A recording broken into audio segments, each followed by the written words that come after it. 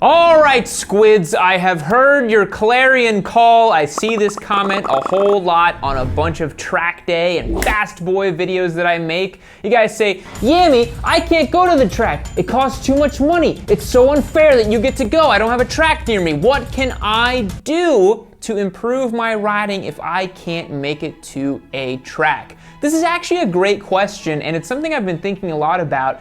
And I've had to kind of reconcile with the fact that I'm a very privileged human being and I have access to a lot of racetracks and I have access to a lot of motorcycles, and I get to go to the track 2 to 3 times a month, to be honest, which for a lot of people is really untenable. So today we're gonna be talking about things you can practice safely on the street to improve your riding without going to the track. There's lots of things you could be doing right now to become a better, more confident, more controlled motorcycle rider than going to a track, and things you can practice very simply on the street. Now, we're talking about this today because I see a lot of guys out there, and girls too, but mostly guys, let's be honest.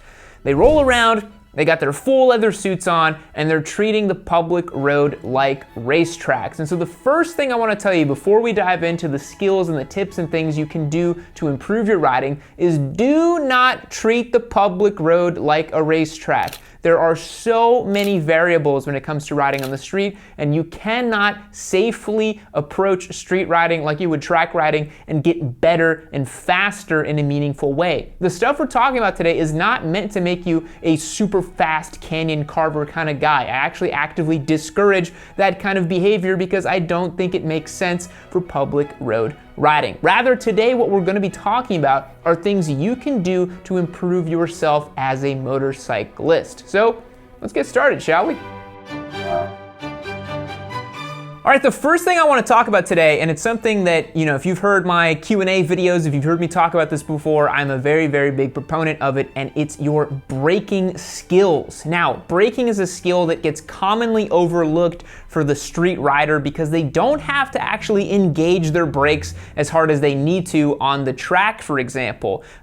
Studies have shown time and time again that people actively don't even know how to use most of their brakes. There's been crash data from cars and bikes showing that people didn't actually even achieve 50 to 60% of their braking potential and could have actually avoided an accident should they just have known how to actually use 100% of their brakes. So the first thing I want to encourage you guys to do is get familiar with your braking setup. I think Ari Henning said it best on one of his how-to videos over on Revzilla, is you might not need to upgrade your braking system, you might just need a rider upgrade and actually know how to use your front brakes. So go out to your local parking lot. I know I'm not a big advocate for parking lot warrior stuff, but this is actually a case where it can come very much in handy. Go out to your local parking lot, roll your bike up to maybe the first half of second gear or something like that, maybe the top of first gear, get up to like 30 or 40 miles per hour in this parking lot, and just start to really jam on those front brakes in a very controlled environment. Make sure it's an empty parking lot, don't do it in an active parking lot, right? Get familiar with what it feels like when you preload your front brakes and then just really just pull on that lever as hard as you can. Feel what it's like as you push weight into that front wheel, what that front wheel does as you push more weight into it. Knowing how to use your front brakes really, really effectively is not only gonna make you a safer and better street rider, it will absolutely make you a better track day rider when you do get to go back to the track and practice those laps. So get familiar with the braking system before you decide that you need a Brembo RCS 19 on your Ninja 400. The next most important thing I want to talk about is vision. Now, anybody that knows anything about track days or racing knows that vision is literally everything. It's the first thing you're taught when you're a motorcyclist who's going out to the MSF is you look where you want to go, right? But that adage actually is so much deeper when you really start to think about it. It's in fact that you want to make your eyes the most important part of your riding experience. If you look at MotoGP riders and expert level track day guys and club racers, what they're doing with their eyes is always scanning ahead as far out as possible. Because when you're always looking ahead, you're actually living in the future, as one of my track day instructors told me. When you're living in the future, you can anticipate things that are coming up your way, and having that vision and having that power core is super important when it comes to track day riding, but even more so when it comes to street riding. So you can actually work on your vision skills when you're riding on the street at a very comfortable, normal pace. You don't have to push super hard to actually focus on your vision. The biggest thing that I see beginner track day guys doing is darting their eyes around a lot. They'll be coming into a corner and they're looking down at their revs, they're looking up at the corner, looking back at their revs, looking at their brake hands, trying to make sure their body's in check.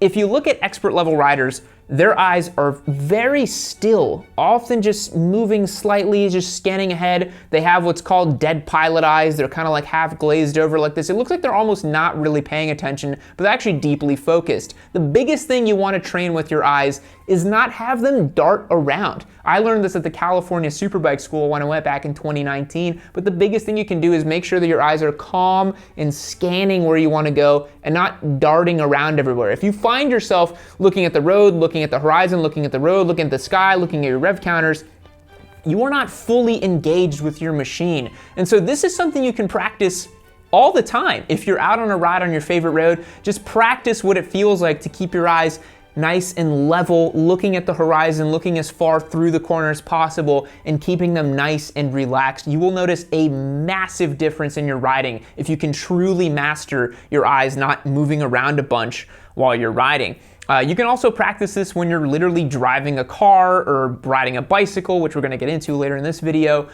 You can practice vision anywhere and everywhere. So I highly encourage you guys to think about your vision and work on your vision when you're riding your motorcycle. The next thing I want to talk about is basic line selection. Now, one thing I want to point out is you guys cannot be going outside, inside, outside, trailing huge lines on the street. It is just simply way too dangerous to be doing that on the public road. However, if you're on your favorite twisty road and you're very familiar with it, you can get a feel for basic line selection for street riding. Now, when it comes to the street, you're going to be carving those late apexes so you can see around corners, always sticking to the outside. It's not as safe to go towards the yellow line. You really don't want to be carving up cars right there towards the yellow line. That is a little bit dangerous to be doing. So you want to be as outside as you possibly can when you're coming in those corners, which is a little bit different than track day riding when you have everyone going in the same direction and you can actually clip apexes. But you can still practice basic line selection and you can still practice some other fundamentals we're going to talk about when you do select those basic lines on the street. So think a little bit more about your lines as you're on the street. That will help you when you go back to the track. But know that line selection on the street is completely different than line selection on the track. You don't have to worry about oncoming traffic when you're on the track, and so you don't have to really acclimate to those skills on the street, but you can work a little bit on lines while you're on the street. The next thing I want to talk about is foot position and body position. Now, I'm stressing foot position especially in this video because it often gets overlooked. People think that their foot position is kind of a, don't need to think about it very much type of thing, but your feet actually guide so much of what your motorcycle is doing. Not in the sense of you weighting the pegs and it's turning the bike, but driving weight into the outside of your peg when you're taking a right-hand corner is just as important as doing all the crazy Marc Marquez hang off the bike things that you guys want to be doing when you want to look cool on the bike. If you point your heels out and your pegs and your balls of your feet towards the end of the bike and you actually drive weight into the bike and push the tanks with your knees, you can ride in a much more athletic, much more confident way when you're on your motorcycle.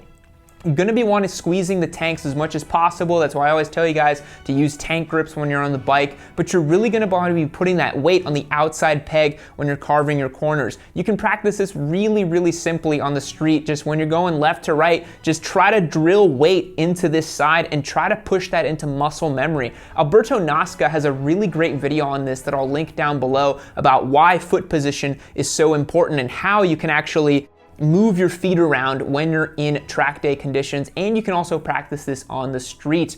Again, I cannot stress the importance of foot position enough. It's a topic that's way bigger than I can cover in this video alone, but it was something that I practiced for a good 3 months on track and in racing and all that, and now I'm to the point where my feet are completely muscle memory when I ride, and it's helped me tremendously. It's also going to eliminate you dragging any toes. Again, Foot position, super, super important. Again, body position, you can also practice a little bit. You're not gonna be getting extreme lean angles to where it's actually valuable to really hang off the bike and push your elbow out, but you can get a slight sense of body position on the street by actually guiding with your elbow and using that outside weight and pushing out this way when you're riding your motorcycle. That's a really important thing you guys should be doing as well.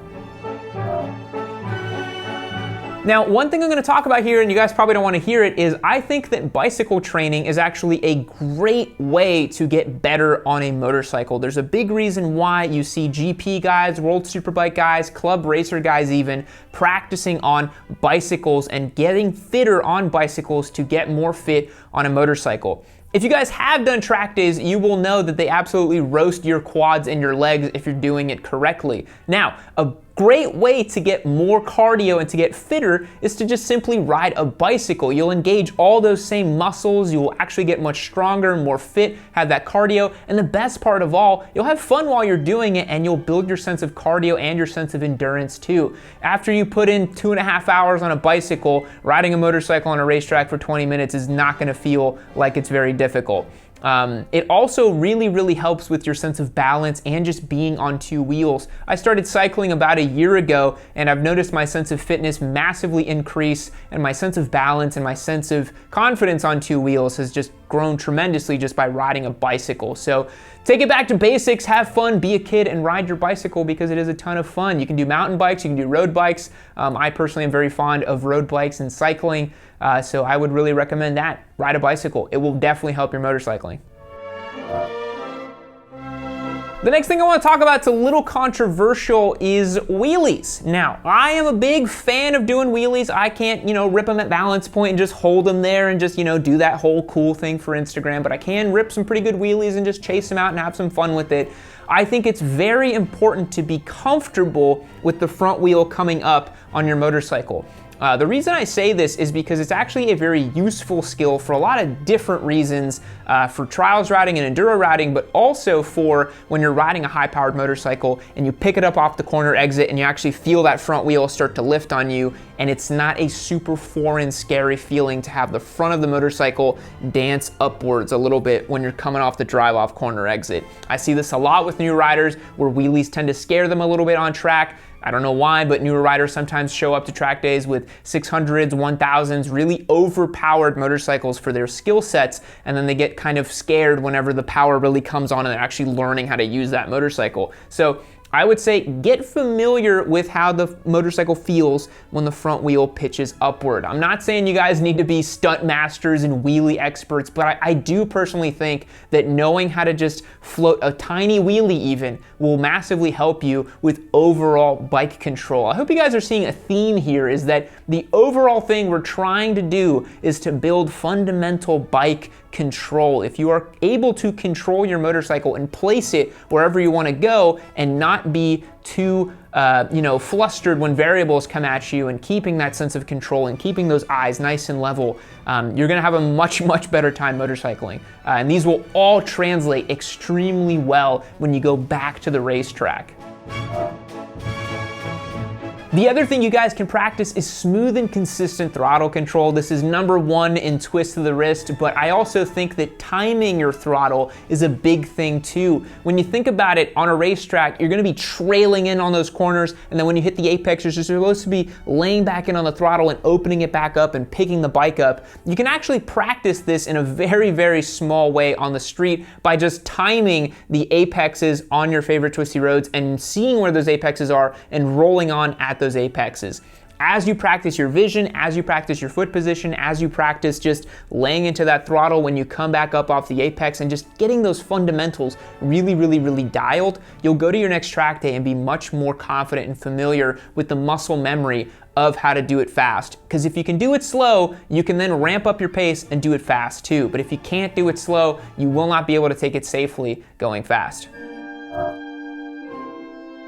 There's a couple things I want to talk about here at the end, and it's things you just can't practice on the street. Now, the biggest thing you can't practice on the street is amping up the pace. The biggest thing you're going to want to do at your track days, whenever you're club racing, doing all that kind of stuff, is carving off time off your lap times, becoming more competitive, becoming more controlled and smooth, and going faster. That is in my opinion, the overall goal of track days and racing is to get a lower lap time, because I like to be competitive and that's what I do with it. If you're going to a track day just to simply learn how to be super controlled and smooth on your motorcycle, more power to you, totally understand that. But for me, the point of it is to go faster and better. And that's something you simply cannot do on the road. You cannot meaningfully and safely get faster on a public road. There are just way too many variables. It's way too dangerous. You're endangering other people as well. It's not just you. I don't like this idea that going fast on a motorcycle is only putting you at risk. You can absolutely injure other people or hurt other people when you're going fast on a motorcycle. It is not the time and the place to do it, so I highly, highly, highly discourage you guys from trying to amp up the pace on public roads. The other big thing I want to say too is you cannot meaningfully practice trail braking or going wide open at apexes on the street. There's just simply not enough margin for error if you screw up a trail braking or going wide open at the apex on the street. Those are things that can easily cause a low side if you were to trail it in too hard and tuck the front, or if you were to get on the gas too much at corner exit, it can easily cause a high side. These are not things you want to happen on the street, so I highly encourage you guys, again, to not be practicing those types of things on the street. They are simply inappropriate to practice on a public road. The other thing I want to say is we talked about line selection earlier in this video, and you just cannot take racing lines on the street. It is just too dangerous to be clipping off apexes on the street and to be, going as outside as possible, as inside as possible, disregarding traffic laws. You cannot take racing lines on the street simply because a one-lane road is not nearly as wide as a racetrack is, and so you don't have as much margin to play with if you were to come in too hot, if you were to get things wrong. So these are things you should think about whenever you decide that you want to start practicing some of these things. But that's going to wrap up today's video. I hope some of this advice helps you. There's actually quite a bit you guys can practice on the street so that the next time you go to your next track day, you'll be even more confident and controlled when you take your motorcycle and start trying to amp up the pace. I just want to reiterate it for maybe the 5th time. The public road is not a racetrack, guys. Do not practice trying to go fast or setting lap times on your favorite canyon roads. Is a terrible idea. It just leads to disasters and crashes and people getting really, really hurt. Take it to the track. I highly encourage to go to the track. But if you can't go to the track, well, rewatch this video and think about some of the things you can practice and learn, because everybody can practice and learn something no matter what their skill level is. We'll catch you in the next one. See you later. Keep watching Yammie Noob. Keep watching Yammie Noob. Keep watching Yammie Noob. Keep watching Yammie Noob. Keep watching Yammie Noob.